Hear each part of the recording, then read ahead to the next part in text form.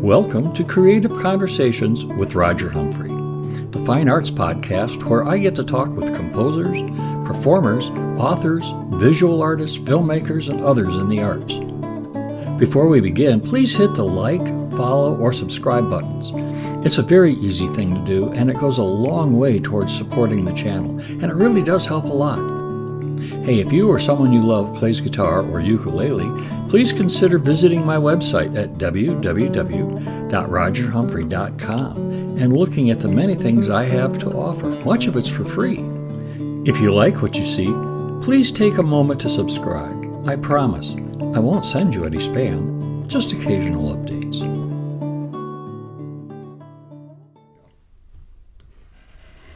Well, welcome to a special writer's edition of this podcast. I am pleased and privileged to welcome Rachel Rossano, author of 17 books, I think, and in 5 different series in the world of fantasy. Also with us is Betsy Vereckey, is an essayist whose work has appeared in Los Angeles Times, New York Times, Washington Post, Boston Globe, The Writer Magazine, Food and Wine Magazine. I'm running out of breath here. And her first book is a memoir called Moving to My Dog's Hometown, which I absolutely adored. It was a great book, great read. And Sheila Curran Bernard. She's the author of a biography of folk singer Hughie Ledbetter, better known as Leadbelly. The book's called Bring Judgment Day, and it's an amazing book. I thought I knew stuff about him, and just about everything I knew was a lie or was an exaggeration. She's also an Emmy and Peabody award-winning filmmaker, as well as an educator. And thank you all for coming. I really appreciate this a lot. Happy to be here. So I want to start, if I can, Betsy, with you. When you were on the show, one of the things that you said that kind of resonated with me a little bit was the fact that you write like 3 pages every morning, no matter what. Can you elaborate on that for us? Yeah, so I do something called morning pages, which started by this author, Julia Cameron, and it's part of her book called The Artist's Way. And it's basically just to kind of get the gunk off of your windshield before you start your day. I started doing them about 10 years ago when I was going through my divorce, and nothing felt stable in my life. So if I could just write these 3 pages, I truly felt like I had some kind of stability in my life. And I still do them. I do them every morning. One of the biggest treats is going to get a notebook because you handwrite them. That's part of the creative process. So I just really like going to get a notebook and I'll put stickers in it. It's just kind of ridiculous. But yeah, they've been really helpful even when I'm looking for story material or if I want to go back and see what I was thinking at a certain point in my life. One page is usually kind of the warm up.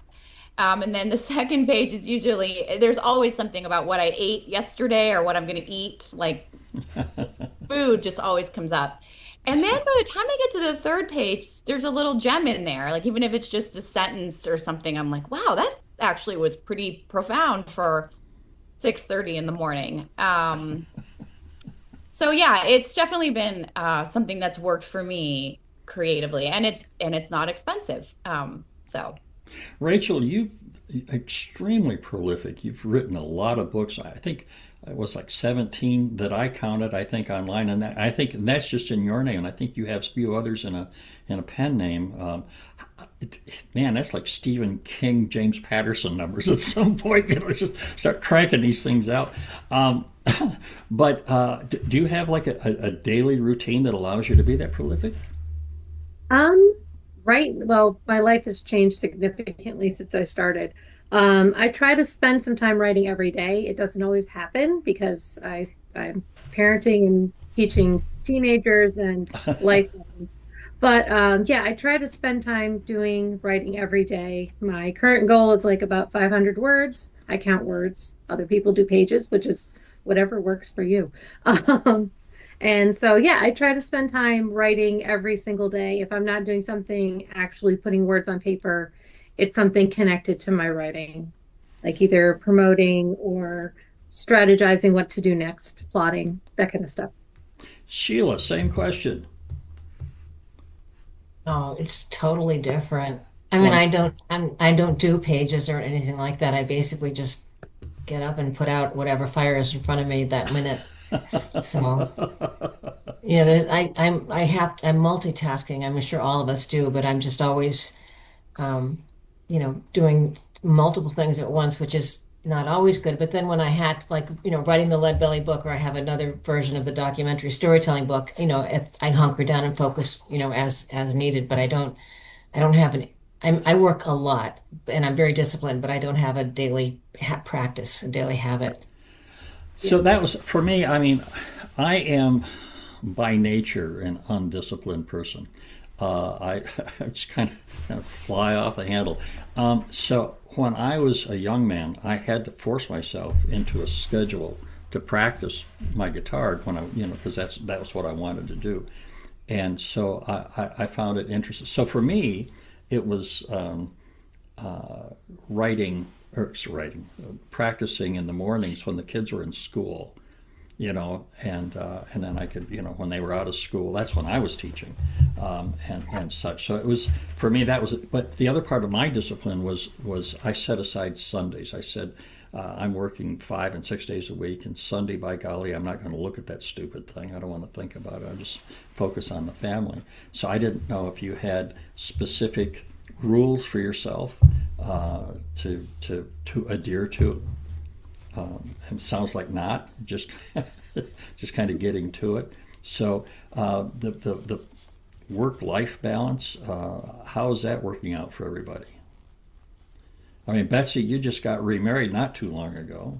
Yeah, it's well, second marriage, so you hope you're a little smarter the second time around. You've got a little more Well, I can't speak for you, but I couldn't have been any dumber. I mean, we're all human. So, my husband's out of town right now, so it's perfect timing. I can just talk about him.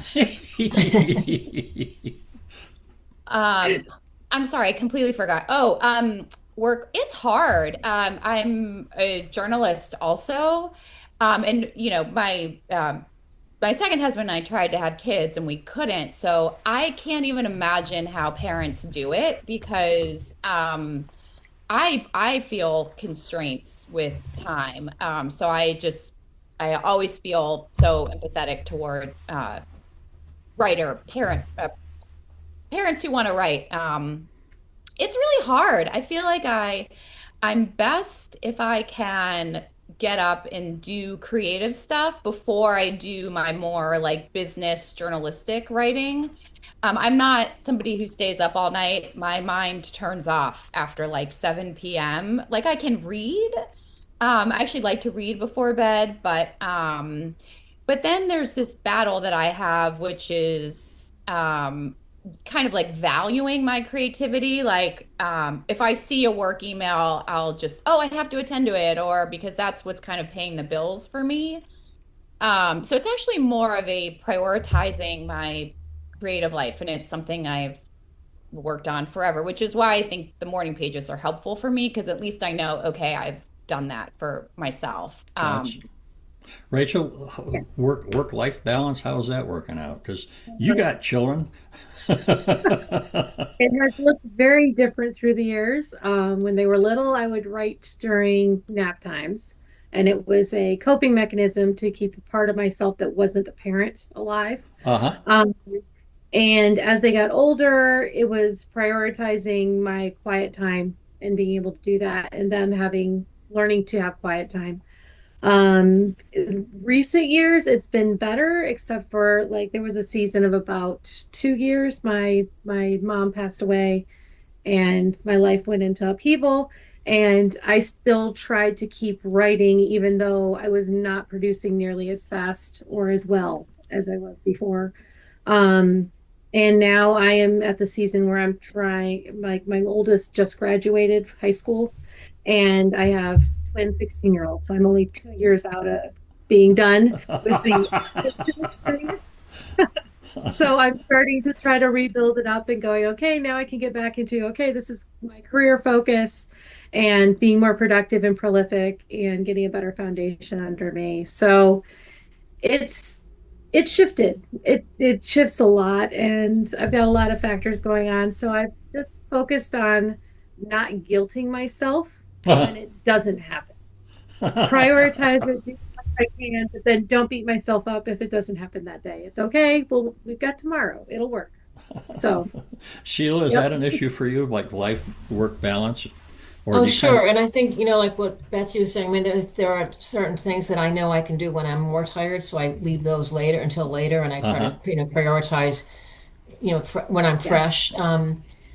But as somebody who's single, it's like I always envy these guys. People don't ask them the work-life question often enough, and they rarely acknowledge the unpaid labor they often have helping them. They'll say, this book is really owed to my wife who did all my copy editing and she did half my research and she also was, taking care of my house and my appointments and scheduling. And it's like, it's an interesting issue for writers in general, like, who's paying the bills and how are they getting paid and how does just life happen? The grocery shopping, groceries don't buy themselves. Right. Even physically going to the store 100%. and getting them, it's Yeah. all an interruption, but it's Mhm. also all, life. I Life can't gets a tell you how many times I've finished an interview, walked out that door down the hall, and had to put clothes from the washer into the dryer. exactly, exactly. Real life just kind of sneaks in there when you're not looking, or when nobody else is looking anyway. So, Yeah. well, Yes. Betsy, with your work, your film, and the work that you did for PBS called I think you mean Sheila. Sheila, I I'm wish I did sorry. film for Yes I did. Yes PBS, I did. but Old people, technology. that's okay. So one more time, Sheila. You work with PBS and Eyes on the Prize and such, and then your biography of Leadbelly. Um, you that's it's a very you rely on facts, truth, so on and so forth. Um, but we all know that that can be fussed with. Do you find yourself in a situation sometimes where a fact might be inconvenient, with a nod to Al Gore here, but you kind of have to include something or question whether or not something needs to be included in the storytelling? No, no, absolutely not. I mean, basically, if your argument is valid, it can stand challenge. No, absolutely. I will never not use something if it's important. If not putting it in would mislead the reader or the viewer, absolutely. I don't cherry pick. That's just a huge no-no. No. And do you ever find some that are like you waffle, say, do I really need to question it? Is this necessary? And you come down on the side of yes, it's necessary, so you put it in. Well, it's basically you ask yourself, is this information, or you don't need to include everything, but if leaving it out would mislead people or misrepresent the truth as a jury of smart people would agree is reasonable assessment of the truth, you can't leave it out. No, I mean there's this line between fact and fiction, and once you cross it, your nonfiction is rightly subject to challenge. I mean, everybody makes mistakes, Sure. and also if there's doubt, you acknowledge that there's doubt or that there are other interpretations. But yeah, no, that's So when you do your research, you really have to trust your sources as well, then. no, you actually have to question your sources. Oh, see, silly Yeah. me. Yeah, no, you question everything and you'll find out. I mean, that's the basic, a lot of what was in the Leadbelly book was basically questioning the sources and going down this rabbit hole into other primary sources to see what actually might have happened and to sort of, you don't trust other people's interpretation, but you also don't have to, can't, a primary source. I mean, there's this brilliant book by Laurel Ulrich called A Midwife's Tale. And she went back to this 18th century diary kept by a maid midwife that had been overlooked by historians for years. People knew about it and they just dismissed it. And she basically by going through it in painstaking detail, she uncovered a whole other economy. But yeah, no, you question everything. And there were things that had happened in this main town that the men who kept diaries hadn't recorded, and the women had. So yeah, no, you question everything. So, Betsy, when it comes to research, of course, you have your notes, your 3 pages a day kind of thing that you can research. Do you find that very helpful to Yeah, I sort of like Sheila, so I have a journalist background. So like I I my whole life I've dealt in facts. And so whenever I was going to write a personal essay or write a memoir, there definitely was the facts, like what kind of happened. But like memory is only so reliable and it's one person's experience.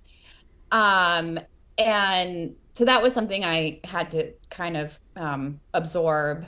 Um, yeah. And then, there were, when I was going to publish my memoir, there were a couple people who were very central to the memoir.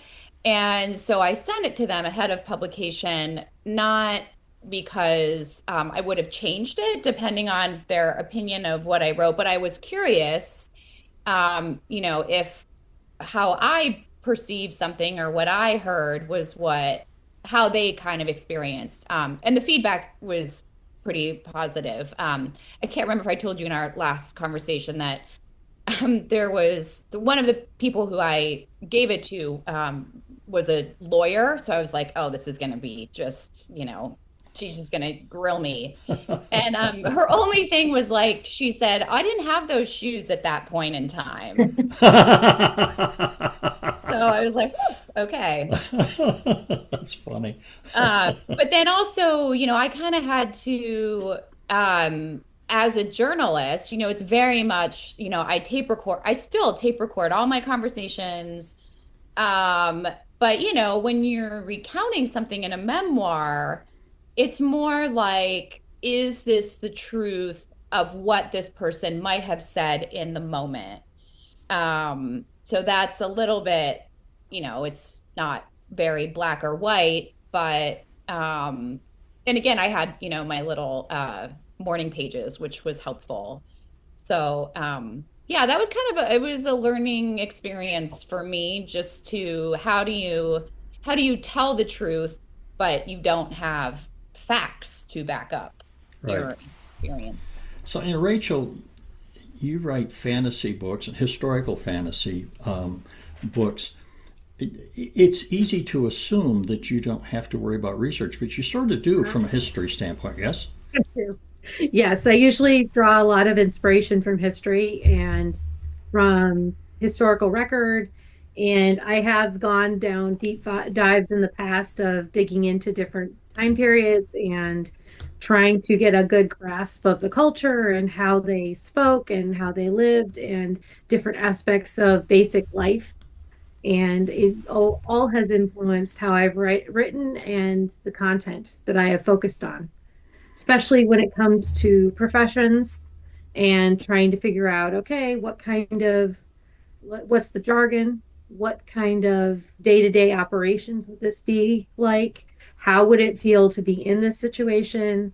What kind of stressors would they be balancing? What kind of life would they be living? What kind of things would they be worrying about? And just also on top of that, the basic, because I have to do a lot of describing of the basic run of the mill stuff that they do every single day. It's part of putting the reader into the situation, is including all these little details, and they all need to be researched ahead of time so that okay, am I going to throw something in there that a historian is going to go, oh, that's not wrong. You pulled me out of the story. It's all over. So I do a lot. I do a lot of research when I'm doing the historical fantasy stuff. Now, does it take quite a bit of time? I mean, are we looking at days, weeks, months, depending on Yeah, the book, maybe? it depends on the book. It depends on what I already have in my library. Yeah, because I have a whole huge medieval collection. of historical stuff, of anywhere from costumes to daily life to information about roles in the family or roles in society. And as well as I've got some stuff from like letters. There's a lot of stuff. And I researched herbalism at one point because I had one book where herbalism was a big part of it. So yeah, I've done a lot of research. I enjoy it. I know that as a classical musician, I do some research, probably less than I should, to find out more about my composers and their life and times, because it's more than just notes on a page. Just like the words on a page, you wouldn't want to read them flat or cold. You want some feeling behind it, and in order to do that, you have to have some platform to work from.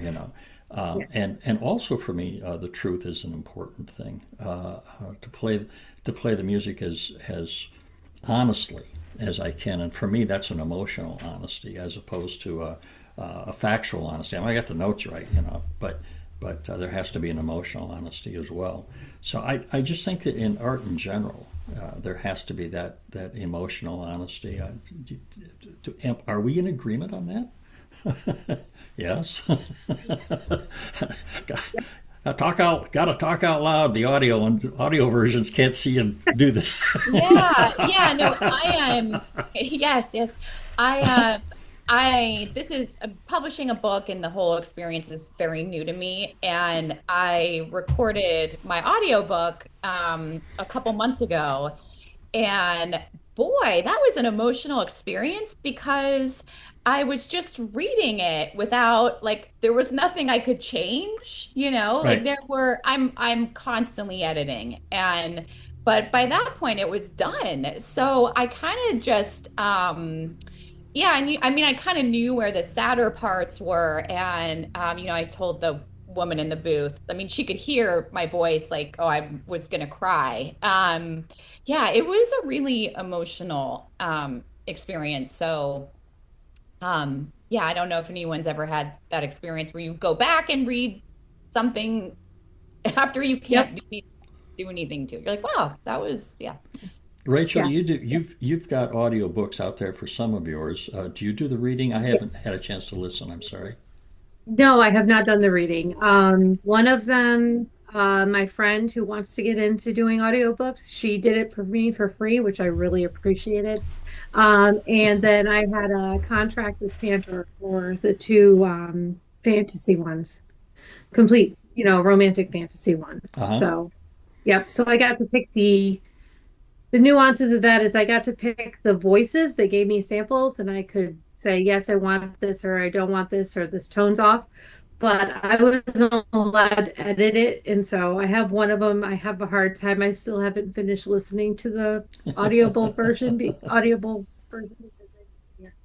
Sheila, are The yours on? interpretation is bugging me too. Yep. Sheila, are yours on audiobook? No, the Lead Belly book is not, and I would love it for it to be on audiobook, but it hasn't been. So you guys all publish differently. Rachel, you're fully self-published, right? And Yes, and I Betsy, am. you're a hybrid, right? Kind of Yep. in between. Yep. And I think that the Sheila, I'm all publisher published, yeah. yeah, you're traditional published. Yeah. So I thought that was kind of an interesting thing to have three success stories and published from three completely different ways of doing it. So the publisher for you, Sheila, would the publisher normally take care of doing an audio book or doing a Kindle version or something like that? Is that something that the publisher would do? Yeah, yes. The other books that I've done are all sort of, about documentary storytelling and archival storytelling. Those are not going to be audiobooks, but the publishers always do the ebooks as well. Okay. And then, yeah, in terms of Cambridge University Press with the Leadbelly book, they look into doing it and then they decide if there's a market for it or not. And then I'm certainly free to, pursue it as well. But yeah, no, they take care of, like, it's going into paperback in November, and Oh, they take congratulations. Yeah, thanks. And they take care of like international sales and like the documentary storytelling book, they took care of foreign translations of it. So yeah, it's nice to have that on those people working on your behalf. I mean, it's still, and I'm sure the others are going to agree, it's still a lot of work doing your own social media and self-promotion because as much as they're in your corner, they have a lot of other books they're focusing on. And I'm not Scott Turow, so they're not, I'm sort of down the list. So, they've done a lot, but also it's you have to leave time every week to figure out how to keep your name up there. Yeah. Yeah, I was going to ask about well, I guess just in general. Let's kind of continue this a little bit with Betsy talking about hybrid publishing. What does your publisher do, and what do they not do? Yeah, so I went with this company called Rootstock, and they're a Vermont hybrid publisher. They're in Montpelier. And I live in Vermont, so they kind of just were kind of, I knew a lot of people who I really respected as writers who use them. And I liked that everything was local. So it's helpful. The publisher, it's a female publisher, and she lives in Montpelier. So and she was actually on VPR recently. So she's very much in the know and stuff. And she had invited some authors to go to a reading at the Montpelier Library. So in terms of like the local stuff, it's been really good. She's been really helpful. But again, kind of like Sheila was saying, I mean, you're your own best advocate. I mean, it just it's just like you really don't ever feel like you can get ahead with like Substack, Instagram, like and I'm new, so I'm kind of just throwing things at the wall to see what sticks. Um, I have another friend who I'm in a writers group, and a friend of mine had a book come out last year, and so she's kind of still marketing hers. And I said, "Do you want to get on a Zoom and talk about this?" And that was actually really helpful because we were just kind of, she was like, "Hey, have you thought about this person on Substack or doing this or doing this?" So that ended up being helpful. But again, there is no one way to success. It's Right. just so I kind of had to learn that. You know. And Rachel, you do all of your own. I mean, that's so. Now, what about now? I couldn't proofread for myself because I'd not I only have make the mistakes when I write it, I'd make the mistake. I'd look over it when I was reading it. Oh yeah. Yeah, because things you get blind to typos. No, I outsource. I have an editor, I have multiple beta readers, I have a proofreader. Yeah, I outsource that stuff because I can't do that on my own. But yeah, my publishing process is I have my own routine. And that I've got pretty much nailed down. But the promotional aspect, I'm very sadly lacking in, and I really need to up my game there because there's just so much I could do, and the opportunities in the whole landscape has changed significantly since I started. So things that worked for me maybe 5 years ago aren't working anymore. And so I've been trying to research, like that's part of the doing things that are writing related is spending time researching like how can I get the word out there? How should I rebrand some things? Should I pursue more audiobooks because that has definitely been taking off, and coming up with a good business plan and trying to figure that out, and then working through the logistics of implementing that when my schedule's chaos. So I'm working through all of those, working through it. It's one step at a time. We'll get there. I coming back to Sheila briefly, I got to believe that there are people out there who would like to consider themselves writers who don't write, and they think, oh, gee, if I could just get with a publisher, then after the book was done, I could just kind of sit back and watch those royalty checks come in. No, it'd be And nice, but and no. yeah, it doesn't really work that way. I don't know about in your field. I know for me, particularly with the podcast, but also when I was releasing CDs, I get all of these. And my term for them is pick and shovel companies And that goes back to the old gold rush days. But these are these people who are going to help you for a fee, and I get probably 2 or 3 requests. Well, there was a time I got about 2 or 3 a day. I'm down to about three or four a week now. Are you? Is that the same in your business? Everybody getting the same thing? Yeah. Yes. Yep. Everybody going to help you with your media, and you're going to and all, and I'm also, as a podcaster, I find it I'm on the receiving end of that too. I get people who will contact me through that are representing other people, and I think they're selling their services. We will get you on all of these podcasts if and I get and which is fine. I like that, to be honest with you, because I get a chance to meet people that I wouldn't otherwise. However, I also get requests. We think our guest or our client would be perfect for your show, and it turns out their client is a CEO of a 5-person company in Paducah. It's like, no, I really don't think that.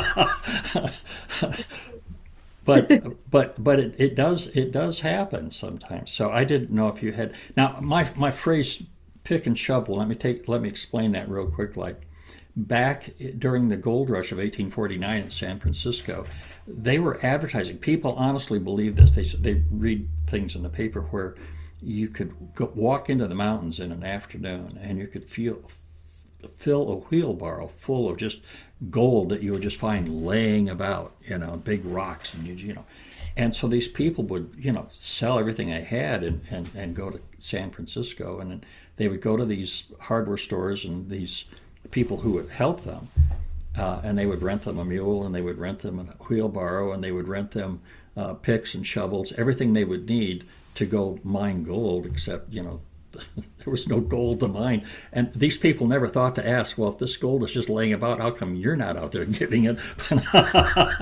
And so these pick and shovel companies are there just to kind of, we're going to help your dreams come true, kind of thing. And so that's always been my personal term for these companies, and they're out there. They've been out there forever, music and I think publishing as well. There's always been a part of that has been. They used to refer to them as vanity projects. I don't think that's a fair term anymore, but there's all of that out there. That's a nice thing, I think, about as I take a look at Betsy and Rachel, that you're doing things that 20 years ago would have been kind of frowned on in the world of journalism or literature, and you're making it work, which I think is very cool. Congratulations.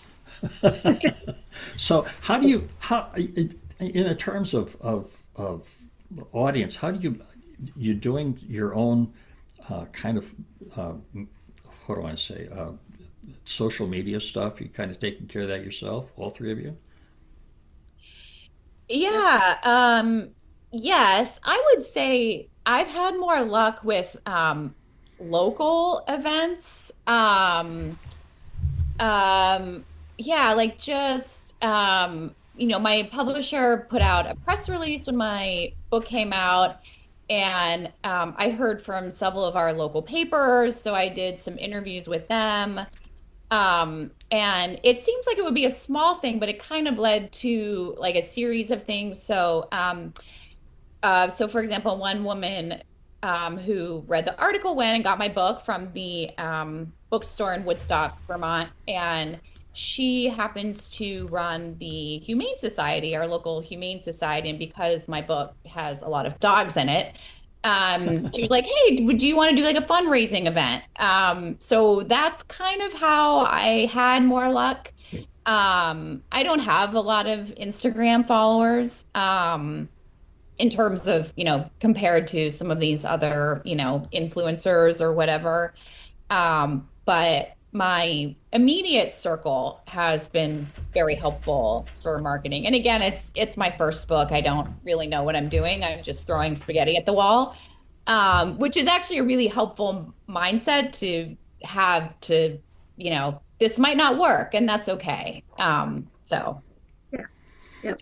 Are you able to interact with your audience other than local events? I mean, online or anything like that? Do you respond to comments and things like that? Yeah, I actually, so I have a personal Instagram account, but when I got my dog Ronan, like 13 years ago, I started an Instagram account for him because I was posting so many photos about him. I was like annoying everybody. So I just was like, okay, I'm just gonna have a special place for this dog that I love. And actually there's like 1,200 followers there now. Nice. So yeah, so that actually so I've been posting a lot about my book there. And Well, so Ronan is the central character of that book. he Well, is. a central supporting character. Yeah, he is, it's not about a dog, but he has a pretty big role in it. So So, Sheila, are you able to stay in touch with any of your followers, your fans? Is that something that you're able to do or are even willing to do?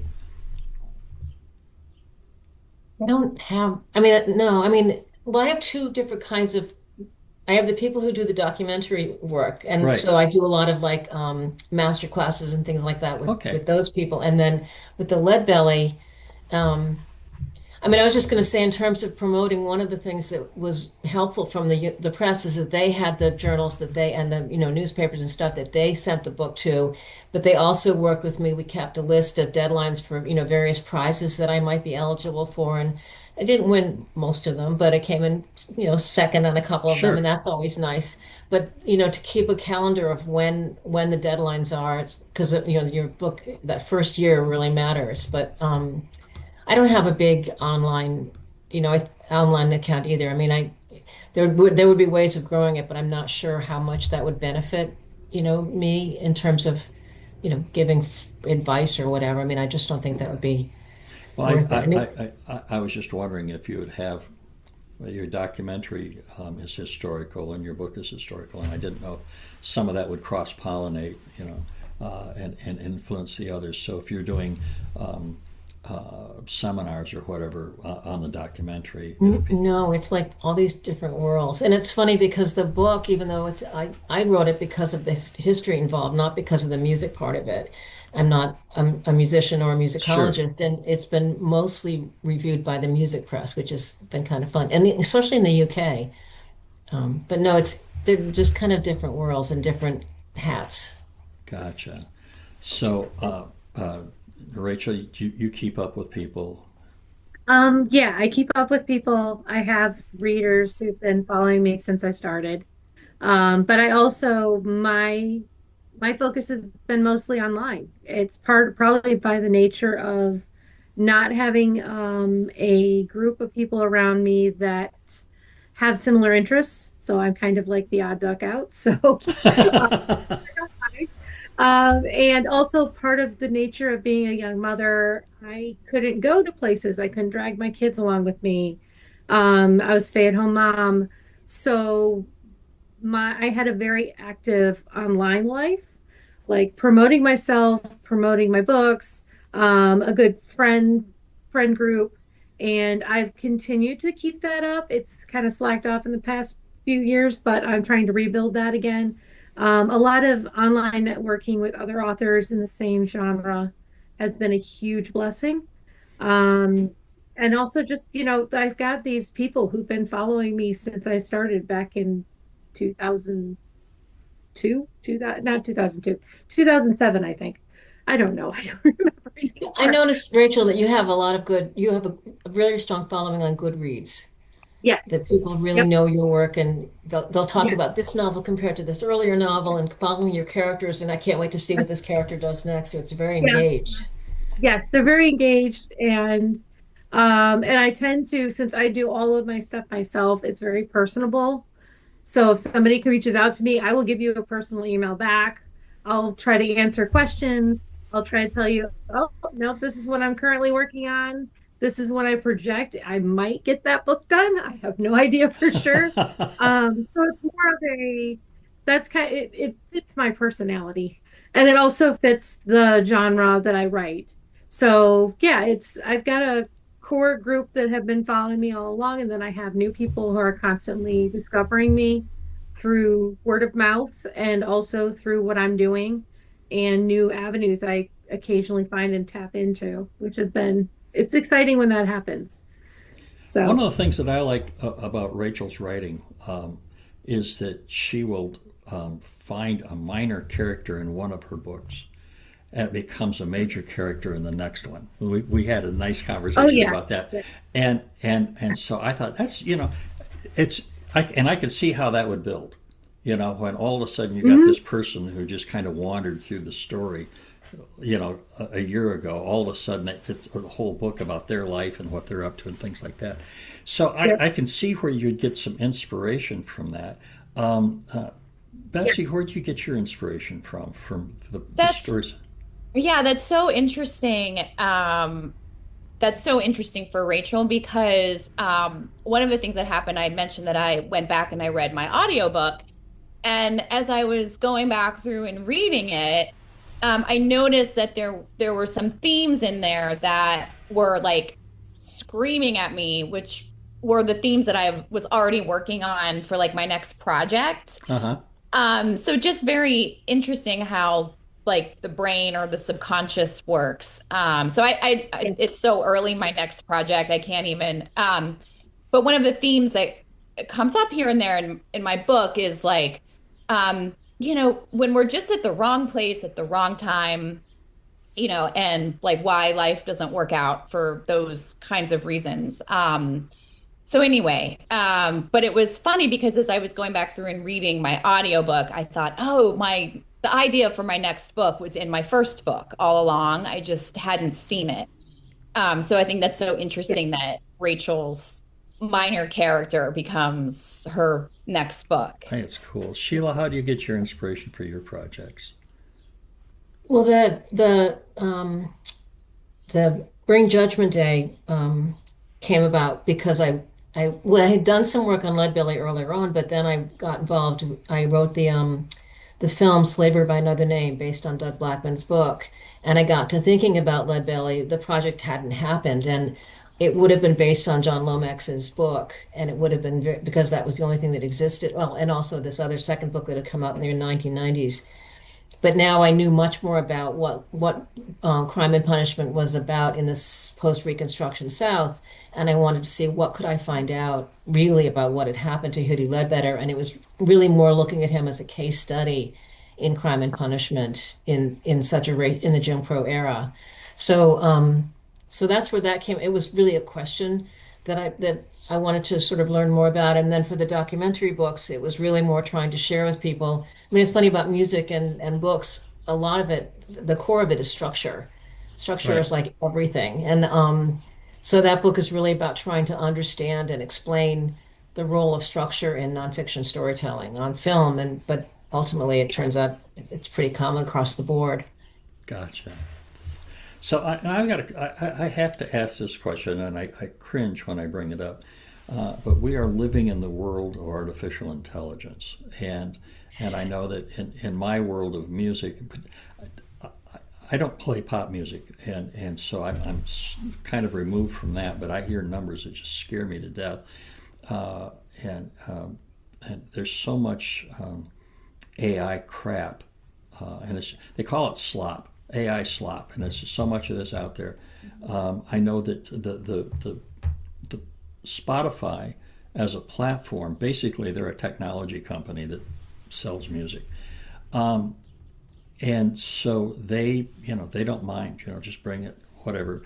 And the way all of these streaming services work is that all of the money goes into a big pool, and then the more people listen to you, the bigger your slice of that pool is.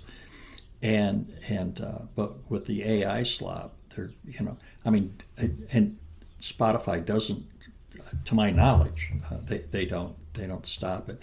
Deezer does. They will flag it. They won't put it out if they know it. And they are getting.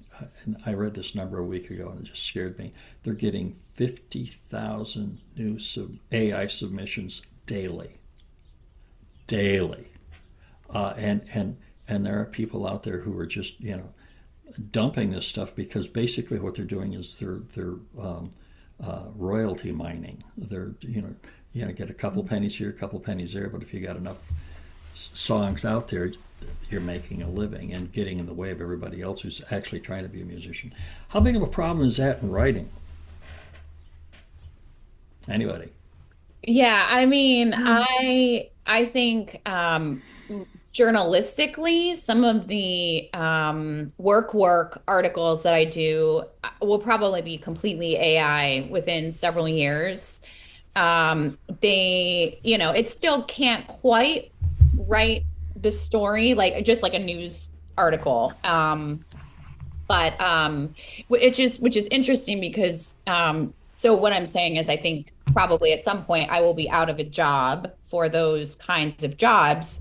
But strangely, I think creatively is actually probably a better career option for me at this point because of course AI can make up stories, but creatively it could never have written my story, my memoir.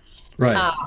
So interestingly, I was always like, oh, my creativity would be the dream if it could pay the bills, but it never seemed possible.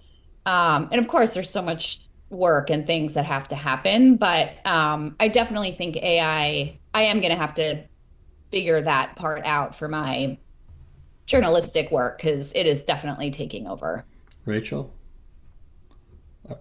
I yeah, I can't. I'm married to an engineer who manages a tech or in a tech company, and so I'm very aware of how AI is really changing the landscape on Uh-huh. multiple areas. Um, I might be a little bit. I'm cynical in that yes, AI is here to stay, and it's going to get worse before it gets better. But at the same time, I might be a little idealistic to agree with Betsy that I think the creativity factor, it's like AI can't write my books. They could write a AI copy of my books, but they're not going to do what I'm doing, which is taking my life experience and my people experience and my research and putting those things together and generating something that's unique and not out there. Because frequently, the reason I'm in self-publishing more than traditional publishing is when I first started researching publishing, they weren't looking for what I was writing. And I was like, this is what I write. This is what I love to write. And there's an audience out there. It might not be huge, but it's there. And so I pursued self-publishing to share my work. It's basically my motivation. And nobody else was looking for what I was trying to sell or to share. And I think I might be a little naive in this, but I think what I produce is actually unique to me. And so AI is not going to be able to reproduce that because there's heart there, there is creativity there, there is intention there that AI is not going to be able to reproduce. They can catch my tone, they can catch my themes, but they can't come up with new themes and they can't come up with new things and new ways to connect with people. And so it's a mixed. Gotcha.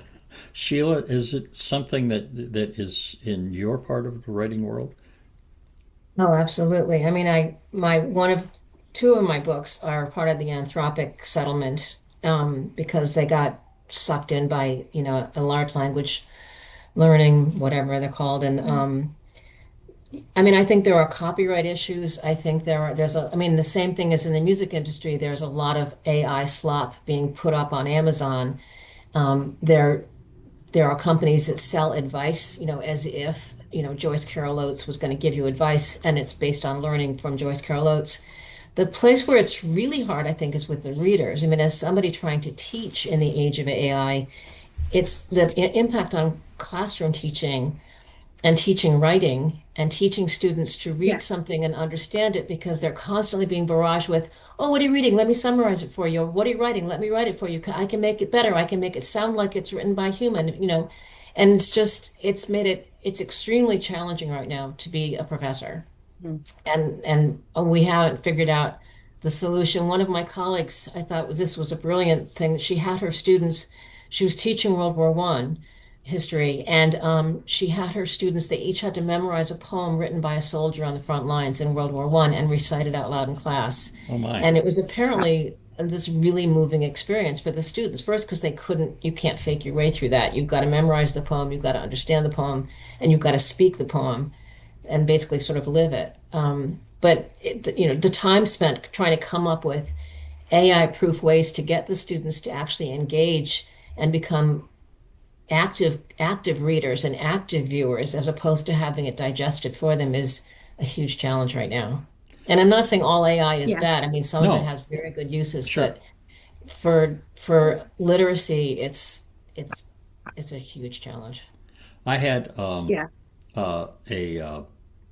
I read a story recently of a high school professor, or high school teacher, I should say, who was teaching writing, and so he had this essay that was completely AI written, and it was about a specific subject. I forget what, but it was completely AI written.